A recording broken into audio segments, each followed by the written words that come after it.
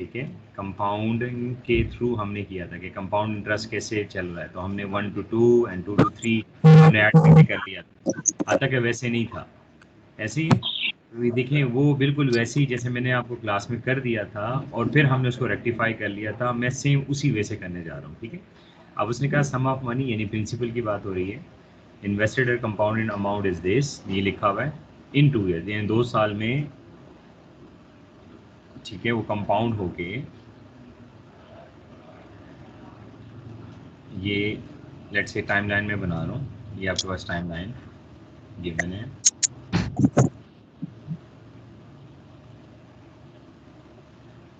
ठीक है, let's say ये 2 ईयर्स हैं और ये आपके पास 3 ईयर्स आ गए और ये आपके पास 1 से स्टार्ट कर रहे हैं। इसका मतलब प्रिंसिपल यहाँ से मेच्योर होके इस पॉइंट से इस पॉइंट पे पहुँची यहाँ पे, तो यहाँ पे आपके पास जो पॉइंट आया, जो अमाउंट आई आपके पास बेसिकली वो 4624।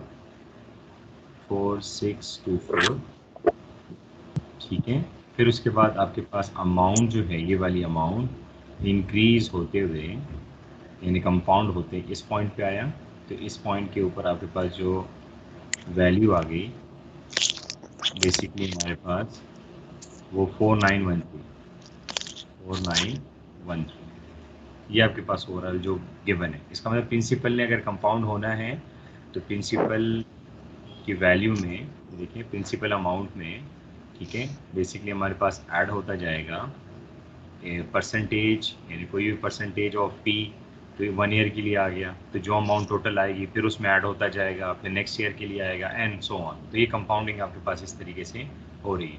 अब यहाँ पर हमारे पास क्या बन रहा है, बेसिकली इक्वेशन साइमल्टेनियस इक्वेशंस जो है यहाँ पर बन रही हैं।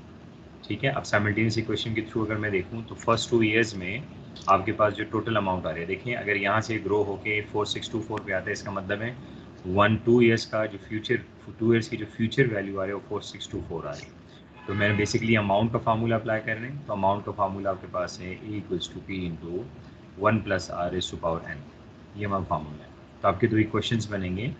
आपका फर्स्ट के लिए है कि मैं प्रिंसिपल एज इट इज़ यानी P इनटू, अब यहाँ पर देखें यहाँ पर कोई उन्होंने सिर्फ ईयर्स गिवन है लेकिन कोई आर गिवन नहीं, देख लेते हैं इसमें से आर की वैल्यू भी आएगी 1 + R⁻³ उसके बाद आप देखें तो कंपाउंड जो अमाउंट हो रही है वो बिल्कुल कंपाउंडिंग जो हो रही है वो ईयरली हो रही है, एनुअल टर्म्स है, इसी वजह से हमें कोई चेंजेस नहीं चाहिए।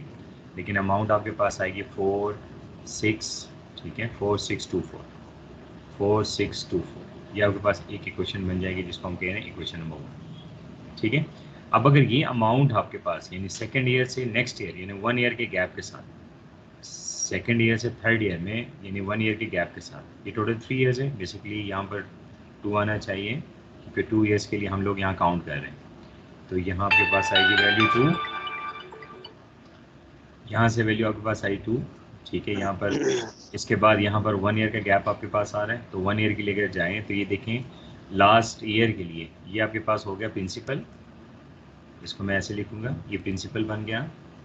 अमाउंट आपके पास यहाँ से आ जाएगी प्रिंसिपल अमाउंट मीन के 4624 1 + R⁻⁴ और ये एक्यूमुलेट होके 4, ठीक है 913 बन गया। ये आपके पास बन गया इक्वेशन नंबर। अब हमने इक्वेशन 1 और इक्वेशन 2 को सॉल्व करना है और हमसे मांग क्या रहे हैं, find the sum of money, जिसका मतलब है बेसिकली प्रिंसिपल की अमाउंट जो है हमें रिक्वायर्ड। ठीक है, हो जाएगा। इक्वेशन को सॉल्व करें, देखें जो भी आपके पास इसका सोल्यूशन आता है तो इंशाल्लाह कल फिर डेफिनेटली इसी के ऊपर हम लोग जब आप क्लास में आओगे तो हम इसको डिस्कस करें। लेकिन यहाँ पर आपके पास क्या है कि इक्वेशन इस तरीके से जनरेट होंगे, 3 ईयर्स के लिए आपके पास टोटल अमाउंट आ रही है, उसकी कंपाउंडिंग बेसिकली इस तरीके से होगी और आपके पास टोटल अमाउंट आएंगे, इस हिसाब से आप लोगों ने इसको फाइंड कर लेना। ठीक है, अब ये अगर होगा भी ना तो सबसे पहले यहाँ से देखिए आर आपके फाइंड हो जाएगा, जब आर यहाँ से फाइंड हो जाएगा इसमें पुट कर लेंगे, यानी मीन जो इक्वेशन नंबर 2 है, इक्वेशन नंबर 2 को थोड़ा सा आप सिंप्लीफाई करोगे तो बेसिकली इसकी शेप ही बन जाएगी 24 which is equal to 1 + R, ये गिवन है। अब ये डिवाइड होगा, 1 यहाँ पर आके माइनस होगा, R की वैल्यू आ गई, जब आर आपके पास आए, आर को आपने इक्वेशन नंबर 1 में पुट कर दिया सार में, उसका स्क्वायर इन मीन दूसरी साइड पे आप उसको लेके आ रहे हैं, जिससे हम वैल्यू डिवाइड करेंगे तो आपके पास वैल्यू आ जाएगी यहाँ से पी की। ठीक हो गया। एक अननोन है, डेफिनेटली आपके पास फार्मूला है, तो अगर एक सिंगल अननोन होगा तो देन हम उसको फाइंड कर सकते हैं। टू अननोन से तो फाइंड नहीं हो सकते। तो ये दो ही क्वेश्चन आपके पास आ गए, इन दोनों क्वेश्चन को आप लोग सॉल्व करें और उसको चेक कर ले आपका आंसर आ रहा है कि नहीं आ रहा है। जो भी आंसर आएगा इंशाल्लाह कल उसको हम डिस्कस कर लेंगे। ठीक हो गया। नेक्स्ट देखें, इसमें लिखा है 31 सर ये क्वेश्चन पॉपुलेशन नंबर ऑफ 2 कैसे कंट्री। है, ये दोबारा समझा दें। कौन सा?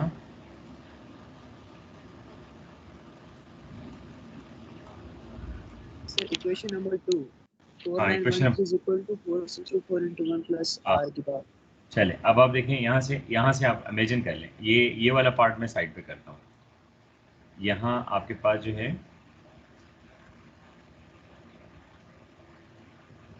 ये वाला जो पार्ट आपके पास है, मैं इसको साइड पे करता हूँ। बिल्कुल ये जो पार्ट आपके पास, इसको साइड पे ले लें, जो 1 to 2 ईयर्स है। मैं यहाँ से जा रहा हूँ यहाँ तक, सही है, यानी 1 ईयर में मूव कर रहा हूँ।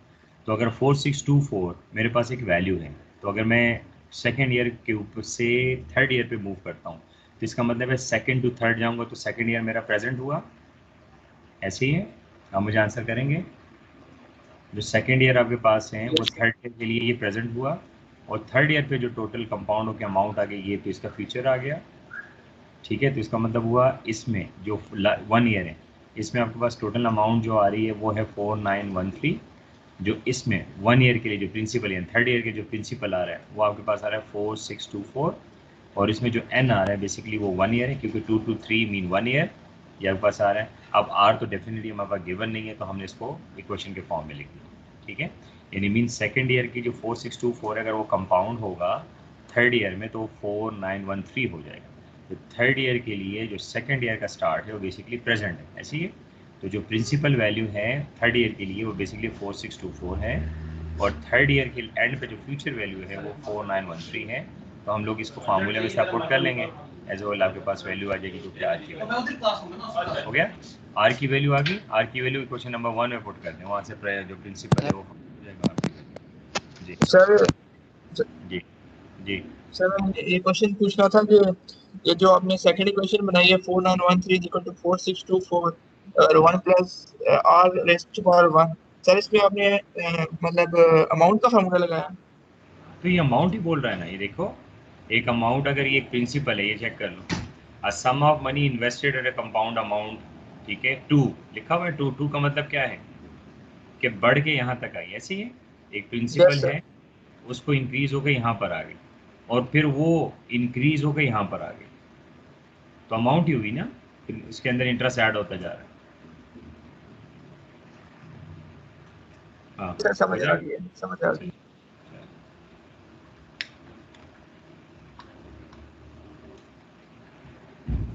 चले 31 भी वैसे ही है, क्वेश्चन में चेक कर ले। Population of country increases at the rate of 3% per annum, how many years it will take to double itself. Same वही जो हमने सिंपल इंटरेस्ट में किया हुआ था, सेम यहाँ पर भी कर रहे हैं, लेकिन फार्मूला आपका चेंज हो रहा है।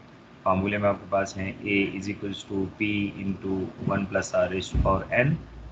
अब यहाँ पर बेसिकली वो इनिशियल अमाउंट की बात करें, initial population is P, initial population P है, वो कह रहे हैं 3% पे इंक्रीज हो रहा है, तो लेकिन डबल इट सेल्फ, तो double itself mean 2p इस साइड पे into 1 plus 3% in how many years n is unknown. तो यहाँ पर हम इसको सॉल्व करेंगे तो इनकी वैल्यू आपके पास आएगी, और लॉगरिथम डेफिनेटली अप्लाई होगा। ठीक है, हो जाएगा। ये आपके पास एक्सक्यूज मी सर, सर ये जो क्वेश्चन है 5.31 सर, इसको इस तरह ये हो सकता है कि p इज इक्वल टू 100 और a इज इक्वल टू 200? कर लो, आ जाएगा। अब सपोज कर ले इसकी जगह मैं 100 पुट कर लूँ और यहाँ मैं 200 पुट कर लूँ, हो गया। तो हमें चाहिए n, तो यहाँ से डिवाइड हो जाएगा, ये आपके पास 100 आ जाएगा बोथ साइड्स, तो यहाँ से डिवाइड हो के आपके पास क्या है 2। तो यहाँ पर अगर मैं p लिखता हूँ और यहाँ p लिख देता हूँ, p से कैंसिल हो जाएगा, तो यहाँ 2 आ गया। तो सेम वही चीज़ आएगी, डबल की वैल्यू आ रही। ठीक है, yes sir, thank you sir. Next देखें। 32 क्वेश्चन है, number of fishes in lake is expected to increase at the rate of 8%। तो डेफिनेटली अगर लेक के अंदर फिशेज हैं तो कंपाउंड होंगे ना, ठीक है, डेफिनेट डिसेम्बरेटर्स के थ्रू कर ही नहीं सकते, कांस्टेंट रेट से तो नहीं बढ़ते ना, कंपाउंड वे से कर रहे हो, जितनी है उतने में इंक्रीज। उसने कहा कि इंक्रीज हो रहा हो 8% पर ईयर के हिसाब से हो रहा है। तो अगर जो सिनेरियो है, यस हमारे पास कंपाउंडिंग जो फार्मूला कंपाउंड इंटरेस्ट का है वो आप यूज़ कर रहे हो। अब यहाँ पर लिखा हुआ है कि if 10,000 fishes placed in a lake, इसका मतलब प्रिंसिपल आपके पास आया 10,000, प्रिंसिपल ये हुआ, 5 ईयर्स आपके पास n हुआ, ठीक है। इसी तरीके 8% आपके पास रेट ऑफ इंटरेस्ट आया, ठीक। और यहाँ पर आप देखिए जो कंपाउंड हो रहा है वो ईयरली हो रहा है, आप वैल्यू पुट कर दे, टोटल अमाउंट उसने फाइंड किया। तो उसने लिखा हुआ है place in today the number of fishes in a lake expected to increase, how many fishes will be there in 5 years. हम लोग अप्लाई कर देंगे a इंटू 1+r, ठीक है, is equal to p into 1+r raise to power n put करेंगे, future value उसने पूछी हुई है, यहाँ से हम लोग फ्यूचर वैल्यू फाइंड करेंगे, ठीक है। ये क्वेश्चन है आपका।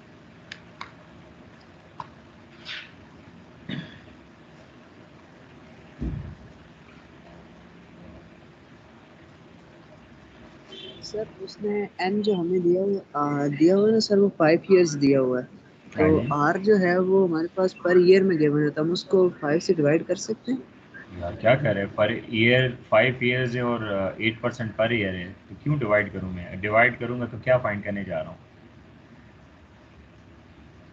हाँ, क्या ईयर को मैं पर ईयर कह सकता हूँ? अगर डिवाइड कर लूँ तो पर ईयर, तो ऑलरेडी पर ईयर, तो मैं कैसे कर लूँ डिवाइड करके? लॉजिक नहीं बन रहा ना, ऐसे ही है। अगर जी ये जी सर, पर, सही समझ आ गई। हाँ, अगर ये पर मंथ या पर क्वार्टर गिवन होता, वो ईयर्स होता, तो डेफिनेटली हम इसको नेचर जो है वो टी और पी का जो एन और आपको आर है उसकी नेचर हमने सेम करनी थी, तो ये ऑलरेडी सेम है, तो हमें करने की कोई ज़रूरत नहीं है। ठीक हो गया। चलें आगे ऑनवर्ड जाएँ, इस पर 35 पे अगर आ जाएँ तो ये हमें क्या कह रहा है? अच्छा, एक्सपोनेंशियल रेट का एक फार्मूला है, जैसे लिखा हुआ है ऐसे, एक्सपोनेंशियल ग्रोथ लिखी हुई है ना, तो कंपाउंड इंटरेस्ट में जो एक्सपोनेंशियल ग्रोथ का हमारे पास फार्मूला होता है, इसको मैं शेयर कर लूँ आपके पास।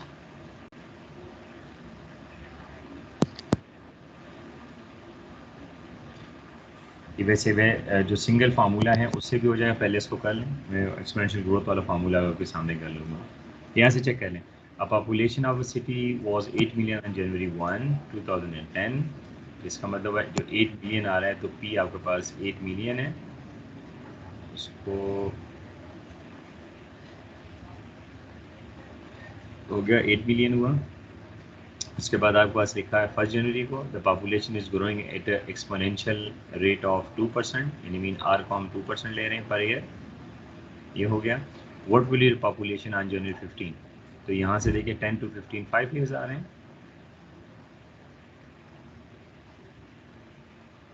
आप में से कोई सिंगल बंदा इसको पुट कर लें ना, हमें टोटल पॉपुलेशन चाहिए, A is equals to P into 1+r raise to power n।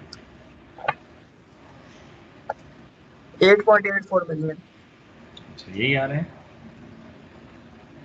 Yes sir. अच्छा, एक और फॉर्म बी चेक आ रहा करो, है, बी से बी आ बी रहा आ बी।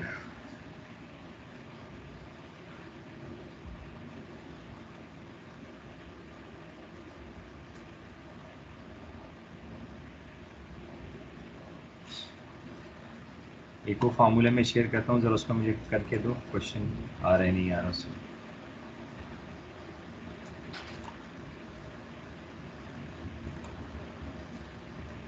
एक वो फार्मूला में शेयर करता हूँ, ज़रा इस पर ज़रा मुझे सॉल्व करके दो, क्वेश्चन आपका सही आ रहा है कि नहीं आ रहा। A is equals to P E R T,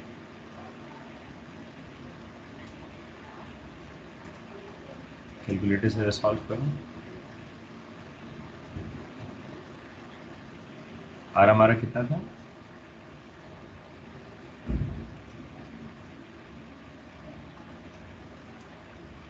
solve करो ज़रा, कितना आ रहा है?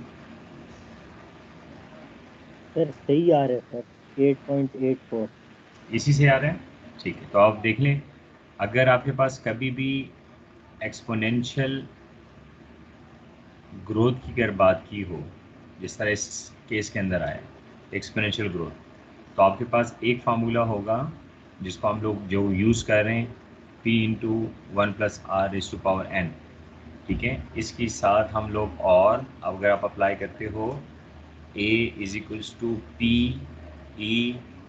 e⁻r⁻t, अगर ये भी अप्लाई कर दो तो सेम आंसर्स आपके पास आए, ठीक है। क्योंकि यहाँ पर वर्ड एक्सपोनेंशियल आ गया, तो बेसिकली एक्सपोनेंशियल ग्रोथ वाला जो फार्मूला आपके पास होता है हम ये यूज़ करते हैं, लेकिन मैं रेफ़र नहीं करूँगा। अगर आप इन केस अपने पास अपने माइंड में रखेंगे तो ये ठीक है, लेकिन मैं रेफ़र नहीं करूँगा क्योंकि ऑलरेडी जो आप सीक्वेंस से चल रहे हो इस फार्मूले से के थ्रू कर लें। तो अगर कहीं पे वर्ड एक्सपोनेंशियल ग्रोथ आ गया और आप लोग कंपाउंड इंटरेस्ट सॉल्व कर रहे हैं, तो आप इन दोनों फार्मूले से किसी से भी सॉल्व कर सकते हैं। इसमें ज़रूरी नहीं है कि एक्सपोनेंशियल ग्रोथ के लिए ई का होना ज़रूरी है, ठीक है। नेपियर टर्म का होना ज़रूरी नहीं है। आपके सामने अगर किसी ने सॉल्व नहीं किया तो अभी कर लें, दोनों फार्मूले से सॉल्व कर लें। आपका आंसर जो आ रहा है वो 8.84 ही आ रहा है और दो सेम आपके पास वैल्यूज आ रहे हैं, ठीक है। तो अगर आपके पास एक्सपोनेंशियल ग्रोथ गिवन हो कि पॉपुलेशन एक्सपोनेंशियल ग्रोथ से बनी, उसका मतलब भी कंपाउंडिंग ही है, ठीक है। तो अगर वो एक्सपोनेंशियल ग्रोथ से बन रही तो फार्मूला आपके पास है PE⁻y, क्योंकि ई आपके पास एक्सपोनेंशियल के लिए यूज़ हो रहा है, Euler term, Napier term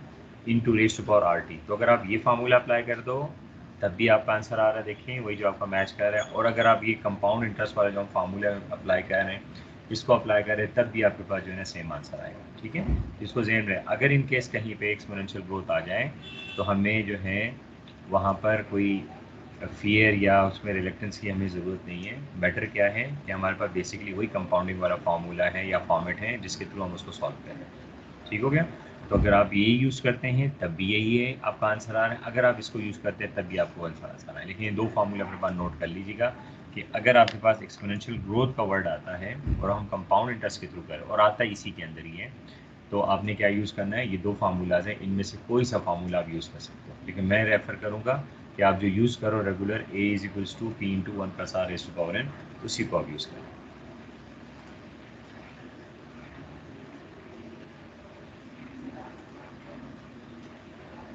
CR में से रेगुलर हमारे पास कितने स्टूडेंट्स आते हैं क्लास में रेगुलर? सीआर मेरा माइक जी, हाँ सीआर कितने हमारे स्टूडेंट आते हैं रोज़ वो क्लास में हमारे पास?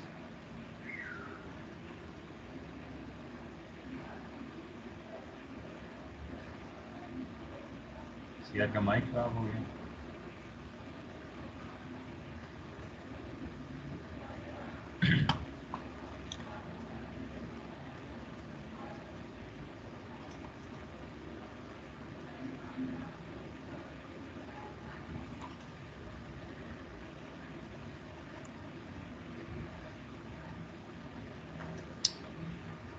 सर जी नेक्स्ट क्वेश्चन गिवन है 36 पे आ रहा हूँ, 36 डिस्कस कर रहा हूँ, फिर मैं आपके साथ जो है डिस्कस करता हूँ इफेक्टिव रेट, दोनों को चेक कर लेते हैं।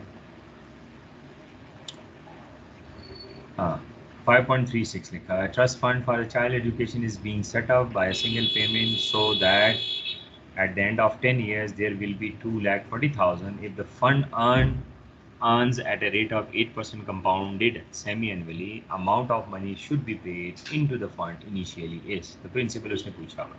अब जो भी सिनेरियो गिवन है अगर उसको आप देख लें तो यहाँ पर लिखा हुआ है, चेक कर लीजिएगा, ये जो डिफ्रेंशिएट हमने करना है, जब तक हम इसकी एनालिसिस ना करें तब तक हमें समझ कुछ नहीं। ये ना कहें कि हम लोग कंपाउंड कर रहे हैं तो 36 तो कंपाउंड इंटरेस्ट के अंदर ही आता है, तो इसका मतलब ये गैसी सबसे यही है कि हमारे पास है।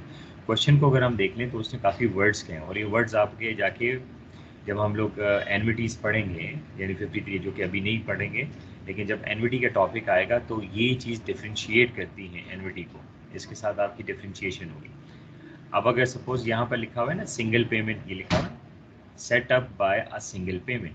सिंगल पेमेंट का मतलब है एक सिंगल प्रिंसिपल, इसका मतलब हुआ प्रिंसिपल, और प्रिंसिपल एक सिंगल पेमेंट होती है, हर साल चेंज नहीं होती, ऐसे ही है एक सिंगल पेमेंट होता है और कंपाउंड होकर डिफरेंट अमाउंट्स में कन्वर्ट होता जाता है, लेकिन आपकी स्टार्ट एक सिंगल पेमेंट से होती है। सिंगल पेमेंट का मतलब 1 रुपया नहीं होता, ठीक है, वो 1 लाख हो सकता है, 2 लाख हो सकता है, ठीक है, वो 10,000 हो सकता है, वो 1 रुपया भी हो सकता है, 2 रुपया भी हो सकता है एंड सो ऑन।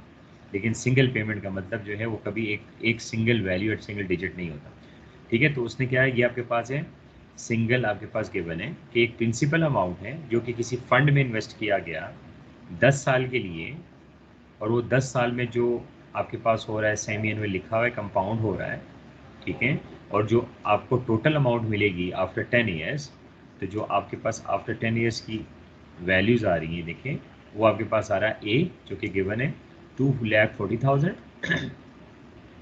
ठीक है। आर जो आपके पास आ रहा है वो 8% आ रहा है, लेकिन 8% पर एनम है, और हमें बेसिकली सेमी एनुअल चाहिए। तो अगर 8% को सेमी एनुअल कर लें तो एक ईयर में सेमी एनुअल के 2 पीरियड्स होते हैं, 1 ईयर में 6 मंथ के 2 पीरियड्स आते हैं, ऐसे ही 1 ईयर में 2 मंथ्स के 6 मंथ के 2 पीरियड्स आते हैं। लेकिन ये 8% 1 ईयर का है, लेकिन हमने जो कंपाउंड हो रही है इंटरेस्ट वो बेसिकली 6 मंथ की हो रही है, तो इसका मतलब 8% ईयर है, तो हम अगर इसको सेमी करना चाहें तो डिवाइड बाई 2 कर लिया, डिवाइड बाई 2 करेंगे तो हो जाएगा आपके पास 4%, ठीक है, विच इज़ इक्वल टू 0.04। ये आपके पास आ गया आर की वैल्यू।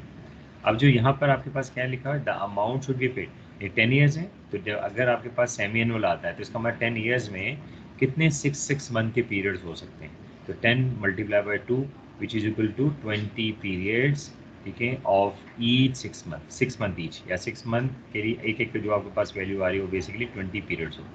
तो अब इसको अगर आप अप्लाई कर लो, ठीक है, तो आपके पास टोटल वैल्यू हो जाएगी, इक्वेशन आपका इस तरह बनेगा 2,40,000 आपकी amount which is equals to P जो कि अननोन है इनटू 1.04 रेज टू पावर 20, यहाँ से आपकी पी की वैल्यू आ जाएगी। ठीक हो गया जी। किसी का इसमें कोई क्वेरी हो तो पूछें। मैं फिर कहूँगा, जब तक आपको स्टेटमेंट ना आप रीड करो ना, तो तब तक आप कोई क्वेश्चन रेज ना करो, स्टेटमेंट को क्लियर करो फिर क्वेश्चन करो। तो जब आप स्टेटमेंट 1-2 दफ़ा पढ़ेंगे तब खुद ब खुद जो मैंने सारी आपको डिटेल्स दे दी यही क्लियर होंगी आप, ठीक है। तो स्टेटमेंट को पढ़ें, जो चीज़ मैंने बता दी, क्या उसके अगर आपको अनक्लियर हो तो आप पूछो, क्वेश्चन को रीड करो, देखो सोल्यूशन तो आ ही जाएगा, लेकिन चेक करें जैसे मैंने फार्मूला में लिखा क्या ये स्टेटमेंट के साथ मैच कर रहा है, अगर नहीं करा तो आपकी ऑब्जेक्शन आनी चाहिए कि सर इस तरह नहीं, मैं आपको क्लियर कर दूँ जी। सर हाँ बोलें। सर 8% ऑलरेडी सेमी एनुअली का नहीं रेट, नहीं, उसने लिखा 8% कंपाउंड है, इसका मतलब 8% मैंने आपको क्या बताया, जो हमारे पास इंटरेस्ट होता है गिवन, ठीक है। ये जो ये वर्ड है मैंने आपको शायद आपके साथ में डिस्कस भी की, आई कैप के वर्ड्स है ना, तो 8% कंपाउंड सेमी एनुअली का मतलब हरगिज़ नहीं है कि 8 पर यहाँ पर लिखना चाहिए था जो आपके पास आपके पेपर में आता है, ये है 8% per annum compounded semi annual. जो कंपाउंडिंग होगी वो सेमी एनुअल के थ्रू होनी, लेकिन ये जो 8% है बेसिकली हमारे पास क्या है, ये पर एनम की अमाउंट है। अब यहाँ पर एक डाउट आता है, सर यहाँ तो कहीं नहीं लिखा हुआ, लिखा हो ना लिखा आपको बताया था मैंने कि स्पेसिफिकली अगर वो दे दें, लेकिन ये वर्ड जो आपके पास आता है ये बेसिकली हमें बता रहा होता है कि आपने पूरे क्वेश्चन को सॉल्व कैसे करना है। तो ये जो 8% आपके पास होता है ये हमेशा एनुअल टर्म्स में गिवन होता है, ठीक है। तो ये लिखा गया क्या था, लिखा हुआ if the funds earn at a rate of 8% compounded semi annual, तो 8% per annum compounded semi annual, ठीक है। तो ये इस तरह बेसिकली लिखा हुआ है। Okay sir.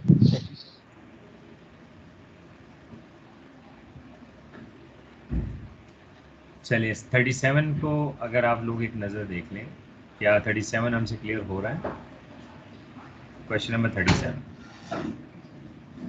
इफ 110, ठीक है, 10,000 is to grow this in 10 years period, at what annual interest rate it must be, ठीक है, must be it be invested given that interest is compounded semi annual।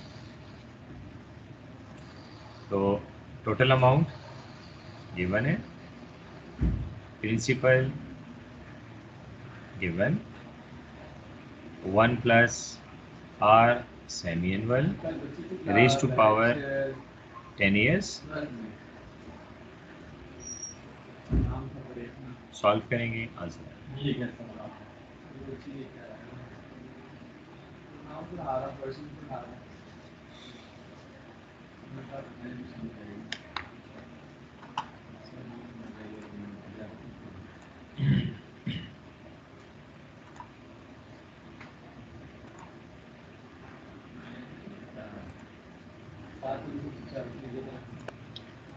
चलें अब concept समझ लें। पहली बात तो इसको क्लियर कर लें, अगर कहीं पे हम लोग पढ़ रहे हैं इंटरेस्ट की बात हो रही है, कहीं पे अगर याद रखो नॉमिनल की बात आ जाती है, नॉमिनल, ठीक है, नॉमिनल अमाउंट आ जाए और आपसे पूछ ले नॉमिनल इंटरेस्ट रेट,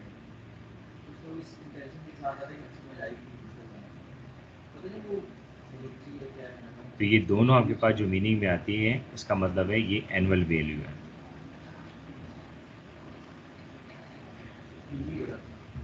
ठीक है, अगर आपकी बात आए थी नॉमिनल, नॉमिनल का मतलब होता है फेस वैल्यू। ठीक है, अगर सपोज कल आप वो कह दें बैंक जो है ना इन्वेस्टमेंट हो रही है या कहीं पे आप बैंक से लैंड कर रहे हैं, लैंड कर रहे हैं, आपको आप बोरो कर रहे हो, लेट्स से अगर कह दें कि 1000 रुपीज़ एट 10% पर एनम, ठीक है, तो ये जो 10% है इसको हम लोग नॉमिनल वैल्यू कहते हैं। इसका मतलब हुआ नॉमिनल का मतलब है फेस वैल्यू,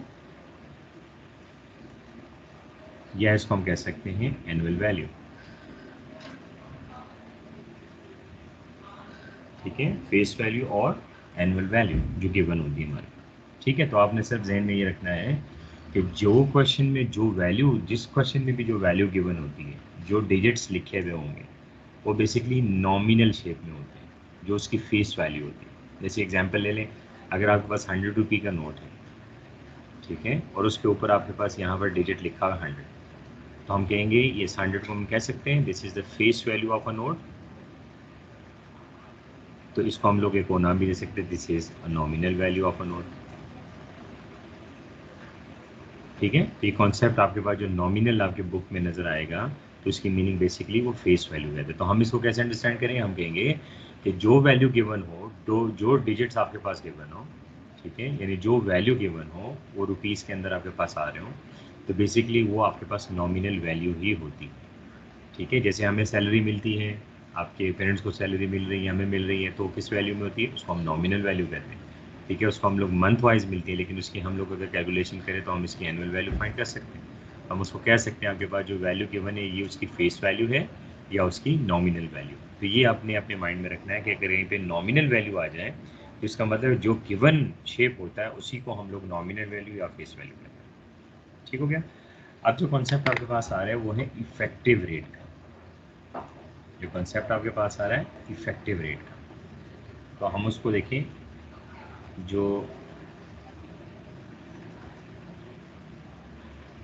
आपने ये वाला कॉन्सेप्ट समझना है, बाकी आपकी बुक में पीरियोडिक इस तरह की कुछ चीज़ें दी हुई हैं, वो आप जब क्लास में कल आओगे वो आपके साथ डिस्कस करूँगा मैं। ये आपके पास आ रहा है इफेक्टिव रेट। इफेक्टिव रेट का कहते हैं हम लोग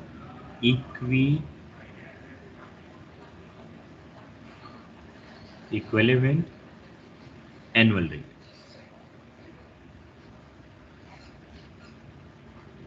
इफेक्टिव रेट बेसिकली क्या होता है, इक्विवेलेंट एनुअल रेट, यानी एनुअल रेट की तरह, जो कि एनुअल रेट नहीं होगा लेकिन एनुअल रेट की तरह आपके पास एक रेट आता है, उसको हम कहते हैं इफेक्टिव रेट। ठीक है, अब इसकी मीनिंग क्या होती है, सपोज कर लें, ठीक है, सपोज इफ अ लेंडर, ठीक है, इफ अ लेंडर lends 1000, ठीक है, 1000 एट 10% पर एनम, और लेट्स से हम कह लेते हैं 11% पर मंथ। बात समझ आ रही है। देखिए, अगर आपके पास क्वेश्चन आ जाता है, सपोज मैं वो कह दूं आप मुझसे ये पर्टिकुलर अमाउंट उधारा ले रहे हैं, या आप ऐसे करो मुझे एक साल का, साल के हिसाब से, ईयर के हिसाब से, मुझे 10% जो है आप मुझे इसका इंटरेस्ट पे करो। तो अगर आप साल का नहीं पे कर सकते तो आप ऐसे कर लो कि हर महीने मुझे 11% दो। अब आपने इस चीज़ को नहीं देखना, याद रखो कि सर ये तो 10% ज़्यादा अच्छा है, ये लें, हमने अच्छे बुरे की बात नहीं करनी, हमने ये देखना है कि ये बेसिकली जो इफेक्टिव है, जिसको नाम दिया गया इक्विवेलेंट, उस जैसा, इक्वल नहीं, उस जैसा रेट।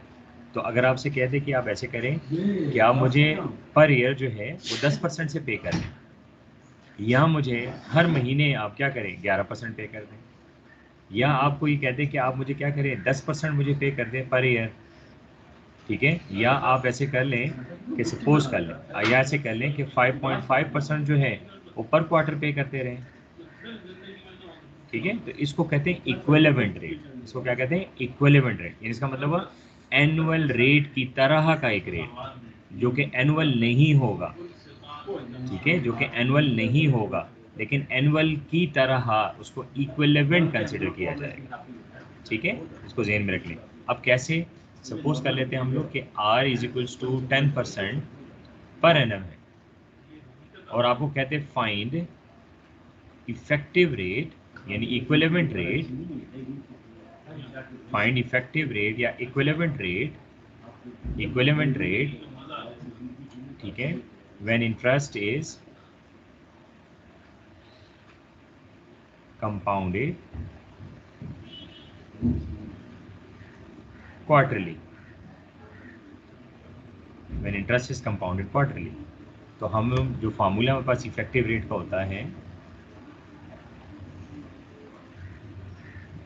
वो इक्वल होता है हमारे पास 1 plus R raise to power n minus 1 plus R raise to power n minus 1, ठीक है। ये इफेक्टिव रेट का फार्मूला है और इफेक्टिव रेट में ये जो आर होता है इसके अंदर ये 10% पर एनम होता है, लेकिन कंपाउंड किससे हो रहा है? यहाँ पर मैंने लिखा हुआ है कि क्वार्टरली हो रहा है। तो मैंने आपको क्या कहा कि जो इफेक्टिव रेट है वो इक्विवेलेंट एनुअल रेट है लेकिन वो एनुअल रेट नहीं है। इसको ज़हन में रखें। जैसे मैंने आपको एग्जांपल क्या दी कि या तो मुझे 10% आप दे दें यानी एज ए लेंडर, मैं आपको कहता हूँ एज ए बार्बर आपको कहता हूँ कि आप ऐसे कर लें मुझे 10% पर एनम दें, यानी ईयरली आप मुझे 10% 1000 रुपये पे करते रहें, या आपके पास चॉइस है कि आप 11% मुझे पर मंथ पे कर दें। अब इसमें मैंने फिर आपको कह रहा हूँ, इसमें आपने ये नहीं कहा कि सर 10% ज़्यादा अच्छा है, मैं अच्छे बुरे की बात नहीं कह रहा, मैं जैसा बिजनेस के अंदर जो टर्म्स यूज़ होते हैं उसकी हम बात कर रहे हैं।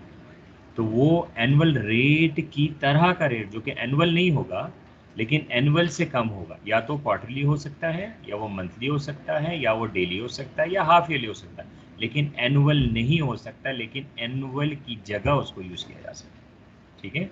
Effective rate is equals to, आपके पास देखिए अगर इसको करूँ मैं तो यहाँ पर होगा 1 प्लस जो 10 था वो बेसिकली पर एनम था, मुझे चाहिए सेमी एनुअल, हो गया रेज टू पावर। अब यहाँ पर ये जो n आपके पास होगा ना ये ईयर नहीं होगा, मैं कह रहा हूँ ये ईयरली नहीं होगा, लेकिन ये होगा क्या? यहाँ पर क्या लिखा हुआ है? क्वार्टरली। तो ये बेसिकली आपके पास क्वार्टर्स होंगे raise to power 4 minus 1। Clear करें इस चीज़ को। अगर पेपर में आपके पास क्वेश्चन आता है कि फाइंड इफेक्टिव रेट, अभी जैसे हम लोग सॉल्व करेंगे फाइंड इफेक्टिव रेट, तो उसका मतलब क्या हुआ?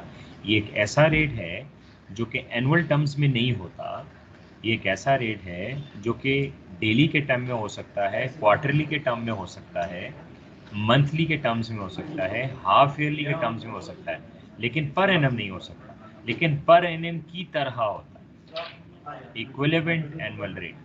तो जब उसकी हम कैलकुलेशन करेंगे तो कैसे होगा? रेट जो गिवन होगा वो आपके पास एनुअल होगा हमेशा, और जो कंपाउंडेड होगा वो बेसिकली आपके पास अदर देन एनुअल अमाउंट होगा, अदर देन एनुअल टर्म्स होगा। जैसे मैंने यहाँ क्या लिख दिया? क्वार्टरली। तो आपने क्या करना है, जो एनुअल रेट है उसको आप डिवाइड करेंगे क्वार्टर से, और रेज टू पावर जो n है, मैंने आपको बताया n जो है वो एनुअल नहीं होगा, तो वो क्या होगा जिसके थ्रू आप सॉल्व कर रहे हैं। यहाँ पर लिखा हुआ है ना क्वार्टरली, तो अगर आप क्वार्टरली उसको सॉल्व करते हैं तो आपके पास वैल्यू क्या आएगी? जो annual rate divide by quarters raise to power number of quarters minus 1। तो यहाँ से अगर इसको सॉल्व कर लें तो आपके पास वैल्यू क्या वैल्यू आएगी? मुझे कोई सॉल्व करके दें, वैल्यू क्या आएगी? 149.0625। दोबारा से करें कि बड़ी वैल्यू कहाँ से आ गई? सही रिपीट कर दें। हाँ मैं उसी पे आ रहा हूँ, ये मुझे कोई इसका आंसर बताएं। वही है सर इतनी आ रही है सर 149।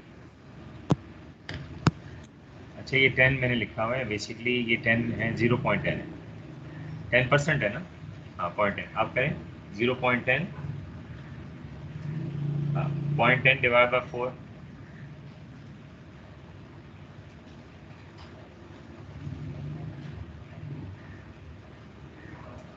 2.10। 0.1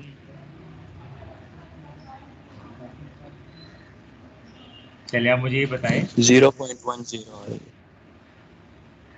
Yes, sir, 0.1038.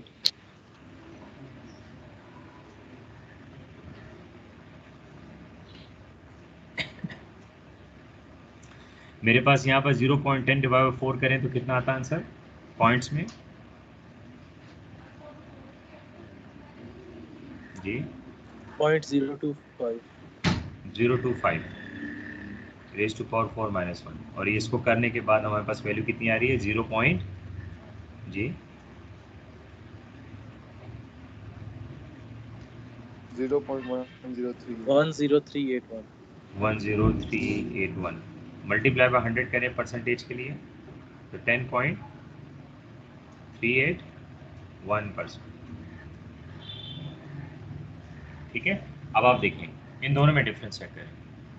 हमेशा याद रखो, खुद सोचें, अगर आप एनुअल देते हैं किसी को, अगर पेमेंट आप कर रहे हो, अगर आप एनुअल टर्म्स में देते हैं, ठीक है, तो आपके पास वैल्यू जो आ रही है वो 10% आ रही है, लेकिन जो चार्ज हो रहा होता है वो बेसिकली कितना है, वो इफेक्टिव रेट से होता है. अब होता क्या है, अक्सर आप लोग क्या करते हैं कि अगर कोई लोन लेता है बैंक से, उसको ज़रा ध्यान में रखिएगा, इन दोनों का डिफरेंस आप होता है. जब कोई लोन लेता है बैंक से तो वो बेसिकली लोन जब दिया जाता है वो एनुअल टर्म्स में होता है. वो आपको कहते हैं कि अगर आप 1 लाख रुपया लेते हैं तो हम महीने का यानी मीन साल का आपको चार्ज हुआ करेगा 10%. तो वो 10% चार्ज तो हो रहा होता है, लेकिन बेसिकली वो पर ईयर चार्ज नहीं होता, पर एनम चार्ज नहीं होता, बल्कि वो पर एनम के अलावा किसी रेट के ऊपर चार्ज होता है, जिसको हम लोग नाम क्या देते हैं, इफेक्टिव रेट कहते हैं. आप देखें, अगर आप एनुअल देते हैं 10%, ये देखें 10% आप दे रहे हैं, लेकिन यहाँ पर जो इफेक्टिव रेट है वो कितना है 10.0, ये लिखा हुआ है 081. तो इसका मतलब हुआ कि 10% तो आपने अपने माइंड में रखा कि मैं उसके ऊपर चार्ज करके दे रहा हूँ, वो मुझसे काट ही जा रहे हैं. तो जब हम लोग सारी लोन की पेमेंट कर देते हैं, और जब लोन की पेमेंट करके अपने हिसाब से सारा कुछ करने के बाद जब हम देखते हैं तो तब बैंक के पास जाते हैं, वो कहते हैं जी अभी भी आपके 50,000 रुपया रहते हैं. हम कहते हैं जी हमने तो आपको 10% के हिसाब से पे ऑफ कर दिया. तो तब आपके वो बताते हैं, उस टाइम नहीं बताते आपको कि आपने जो है ना, हम लोग जो कैलकुलेट करेंगे वो इफेक्टिव रेट से करेंगे. वो तब जाके आपको बताएगा कि जी 10% पे तो हमने आपको दिया, लेकिन हमने जो कैलकुलेशन की वो बेसिकली 10.381 के थ्रू की. इसका मतलब ये हुआ कि 10% तो आप देते रहें, लेकिन वो जो एक्स्ट्रा 0.381 था परसेंटेज, वो आपका एक्स्ट्रा वो जो है उसके अंदर ऐड होता गया, जो बैंक ने आपको नहीं बताया कि ये चार्ज होता है. बात समझ आ रही है? तो जब लोन हम लेते हैं कहीं पे तो हमेशा याद रखिएगा, आप लोग उनको क्या कहते हो, जी ये तो एनुअल रेट है, आपका इफेक्टिव रेट क्या होगा. ये तो एनुअल रेट है, आपका इफेक्टिव रेट क्या होगा. मेरी बात समझ आ रही है? तो आपने जब भी पेमेंट करनी होती है, तो आपने जब कैलकुलेशन अपनी पर्सनल कैलकुलेशन करनी हो तो आपने इफेक्टिव रेट से करनी होती है, कभी भी एनुअल रेट से नहीं करते. लेकिन हमेशा जो कुछ भी आपको लोन एज ए लोन दिया जाता है, आप बोरो करते हो, वो हमेशा एनुअल टर्म्स में होता है, लेकिन उसकी कैलकुलेशन इफेक्टिव रेट से होती है. अब इफेक्टिव रेट क्वार्टरली भी हो सकती है, इफेक्टिव रेट मंथ वाइज भी हो सकती है, इफेक्टिव रेट हाफ ईयरली भी हो सकती है. वो डिपेंड करता है कि जो नेचर ऑफ लोन है आपके पास क्या है. अगर वो लॉन्ग टर्म का लोन है, मोर देन 3 ईयर्स के आपके पास आ रहा है, 5 ईयर्स से ऑनवर्ड्स आ रहा है, या विद इन 1 ईयर के लिए आपका लोन है, वो डिपेंड करता है. लोन जितना ज़्यादा पीरियड के लिए होगा, रिस्क उसके ऊपर उतना ज़्यादा होगा. तो जितना ज़्यादा रिस्क बैंक जो है बर्दाश्त करेगा, तो डेफिनेटली उस हिसाब से ज़्यादा हाई इंटरेस्ट रेट आपके ऊपर चार्ज करेगा. ठीक है, तो चलिए ये चीज़ हम लोग जो वो लेते हैं, कितना लेते हैं उसके बारे में जो है ना डिस्कस करेंगे, लेकिन सिर्फ आप इस कॉन्सेप्ट को क्लियर कर लें. मैं दोबारा से इस पे आता हूँ. हमने लिखा, जी बोले, हमने लिखा इफेक्टिव. सर जी इसकी मिसाल मतलब इंस्टॉलमेंट जैसी है, जिसमें हम किस्तों पे कोई चीज़ देते हैं, तो उस हाँ हिसाब से. बिल्कुल वही है ना. देखिए अब आप बैंक से अगर लोन लेते हैं तो इंस्टॉलमेंट में पे करते हो ना बैंक को. अब इंस्टॉलमेंट में क्या होता है, जो उसमें से प्रिंसिपल अमाउंट होती है, यानी प्रिंसिपल का एक पार्ट और एक पार्ट आप इंटरेस्ट का, दोनों को मिला के आपने पे करना होता है, मंथ वाइज या ईयर वाइज जैसे भी आप करते हो. लेकिन हमेशा जो उसके ऊपर इंटरेस्ट रेट जो है कैलकुलेशन जो होती है वो इफेक्टिव रेट से होती है, वो कभी भी एनुअल रेट से नहीं होती. इसी वजह से परेशानी होती है अगर किसी ने लोन लिया हो या किसी का जानने वाला जो लोन लेके बैठा हो, तो अक्सर वो कहते नहीं यार सारा पे कर दिया, लेकिन पता नहीं ये फिर भी वो कहते हैं 20-25 हज़ार जो रुपये आपका रहता है, वो 20-25 हज़ार क्यों रहता है. वो इसी वजह से रहता है कि वो जो मेन परसेंटेज के बाद जो पॉइंट्स होते हैं ना, परसेंटेज के पॉइंट्स, वो बेसिकली आपकी वैल्यूज, हाँ क्वेश्चन में जी क्वार्टर का 4। जी क्या कह रहे हो?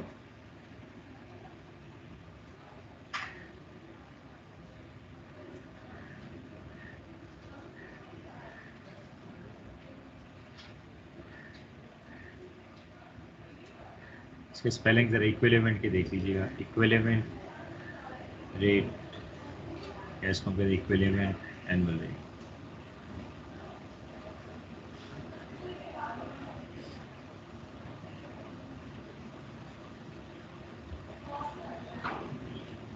अब देखिए मैं इसमें सिनेरियो बना देता हूँ आपको। सपोज आपको कह दें कि find effective rate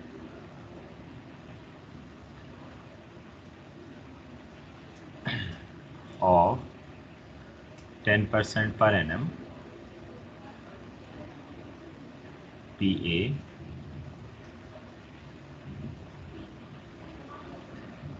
per annum compounded number 1 quarterly, let's say number 2 semi-annually,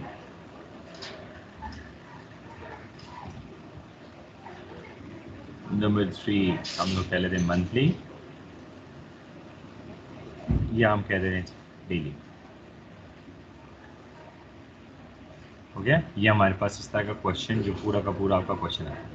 अब अगर हमने क्वार्टरली करना हो तो इफेक्टिव एनुअल रेट का फार्मूला हमारे पास होता है 1 + r⁻n-1। तो हम अगर कैलकुलेशन करेंगे तो किस तरीके से करेंगे चेक करते जाइएगा। आपका कॉन्सेप्ट कैलकुलेशन वाला भी क्लियर हो जाएगा। बाकी जो एक्सप्लेनेशन वाला है वो कल आप लोग बैठेंगे तो मैं आपको एक एक एग्जाम्पल करके एक बताऊंगा कि ये बेसिकली किस तरीके से कैलकुलेशन तो आ गई, लेकिन इसकी मीनिंग क्या बनती है। मीनिंग आपने जेहन में रख ली है कि एनुअल रेट नहीं होता, लेकिन एनुअल रेट की जगह उसको यूज़ किया जाता है। ठीक है, तो क्वार्टरली अगर आ जाए, जैसे लिखा compounded quarterly, effective rate 10% per annum, तो हम लिखेंगे इसे 1 + 0.1 डिवाइडेड बाय पहला quarterly raise to power 4 -1 is equal. Similarly अगर इसको करना चाहूँ तो होगा 1 + 0.1 divided by 2 raise to power 2 -1। अगर इसको करना चाहूँ तो होगा 1 + 0.1 divide by 12 raise to power 12 -1। अगर इसको करना चाहें तो होगा 1 + 0.1 divided by 365 raise to power 365 -1। समझ आ जाएगी इसकी। हम देखें इफेक्टिव रेट की।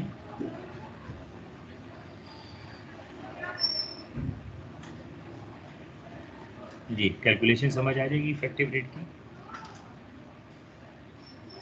Yes sir. Yes sir. जी ठीक है, जब आप इसको अभी क्वेश्चंस करोगे ना तो डेफिनेटली आपके माइंड में क्वेश्चंस आएंगे, और कल आप जब इंशाल्लाह क्लास के अंदर आएंगे या टाइम से तो आप मुझसे सबसे पहले यही पूछेंगे, लेकिन मैं आपको क्वेश्चन का वेट करूँ कि आप मुझसे क्वेश्चन क्या कर रहे हो। ठीक है, तो इसका कॉन्सेप्ट पूरा बुक में भी दिया, लेकिन हमने कैलकुलेशन इस तरह करें, तो आपने इस जहन में रखें। मैंने देखें स्टेटमेंट लिखी हुई है, और यही स्टेटमेंट आपके साथ मैं कल आपकी ज़बानी सुनूंगा कि इसकी मीनिंग आप क्या लेते हो। मैंने क्या कहा, effective rate is the equivalent in annual rate, but it is not the annual rate but other than annual rate. ठीक है, effective rate is the equivalent annual rate which is not annual rate but, ठीक है, but other than annual. तो other than annual क्या हो सकता है, quarterly हो सकता है, सेमी एनुअल हो सकता है, मंथली हो सकता है, डेली हो सकता है। तो जब भी हमारे पास जो भी रेट दिया होगा वो हमेशा पर एनम होता है। हमने उस एनम को पर क्वार्टर करना होगा, सेमी एनुअल करना होगा, मंथली करना होगा या डेली करना होगा। उसके लिए फार्मूला आपके पास होगा 1 + r⁻n-1। तो 1 + r⁻n-1 उसमें आप पुट करेंगे तो आपके पास देखिएगा नंबर ऑफ वैल्यूज आएंगी। इसको थोड़ा कैलकुलेट करके मुझे ज़रा दे दें, एक एक करके आप कैलकुलेट करें, फिर मैं आपसे ना आपका आंसर ले लेता हूँ। आप सारे कैलकुलेट करें, फिर मैं एक एक आंसर ले लेता हूँ।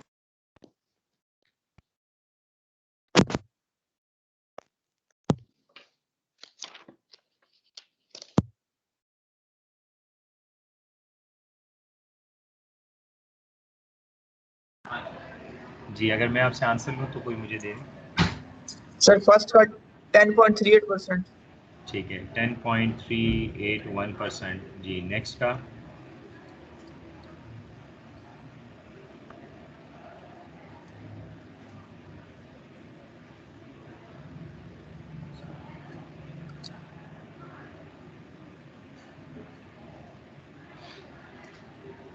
Ten point two five. 10.2। Next.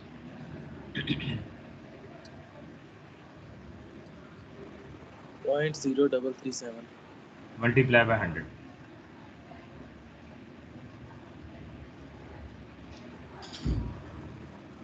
3.375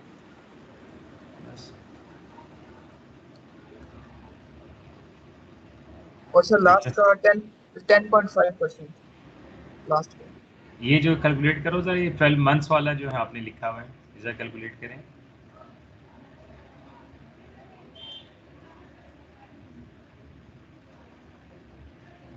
ये आता है सर 10.47%। हाँ। अब एक चीज ध्यान में रख लीजिएगा, पहली बात, इफेक्टिव रेट जो होगा, effective rate will always be greater than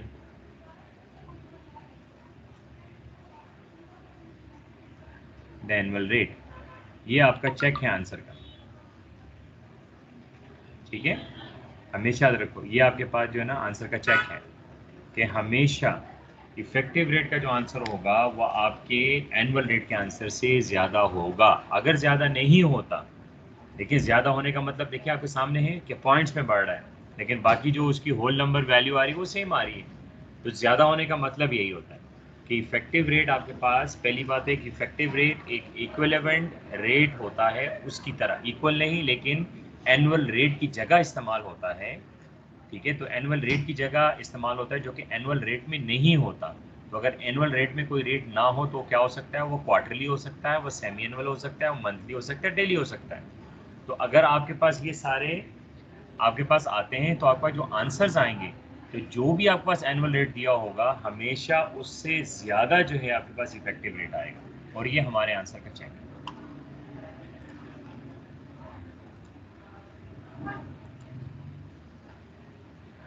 ठीक है, तो बाकी इंशाल्लाह कल फिर क्लास में ही हम डिस्कस करेंगे। और आप लोग बहुत जल्दी पैनिक हो जाते हो, कुछ भी हो तो आप पैनिक हो जाते हो, बजाय इसके कि हम लोग ऑफिशियल जो हमारे पास जो क्या कहते बैच बना हुआ है ना, हमारे पास व्हाट्सएप ग्रुप बना हुआ है, तो बजाय इसके कि हम उसके ऊपर अजीब अजीब सी बातें करें जो अच्छी नहीं होती और आपको सूट नहीं करती, तो बेटर यही होता है कि आप कम से कम थोड़ी देर के लिए ठंडे दिल से अगर आप किसी भी टीचर को कॉल कर लें तो शायद वो आपको थोड़ी अच्छे तरीके से गाइड करें। तो जब आप में से एक कह देता है यार ऐसे, दूसरा कहता है यार मैं भी तेरे साथ हूँ। अब ये कोई हम लोग है ना बांट नहीं रहे, कोई मुफ्त की चीज़ नहीं है कि हम बांट रहे हैं, सिचुएशन को देख के करना। तो आप इसको इस तरह समझ लिया, सपोज कर ले किसी दिन मेरी तबीयत ख़राब ना हो, मैं ना आ सकूँ, तो आप लोग यहाँ रोला डाल दें कि जी वो नहीं आया, हमारा कोर्स रहता है सारा का सारा, तो यार कोई प्रॉब्लम होगी तो नहीं आए होंगे ना।